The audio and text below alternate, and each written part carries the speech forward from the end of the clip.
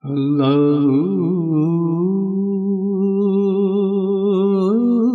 اللہ کے نام سے جو بڑا مہربان نہایت رحم والا ہے۔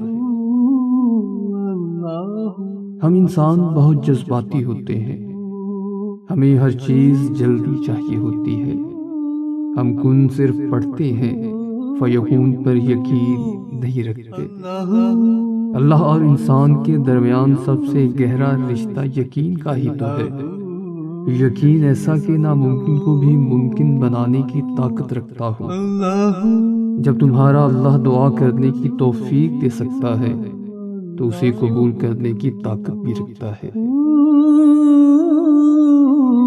تمہیں اگر وہ چیز نہیں مل سکی جس کا انتخاب تم نے کیا ہے تو تم اب اس چیز کا انتظار کرو جو اللہ نے تمہارے لیے منتخب کی ہے۔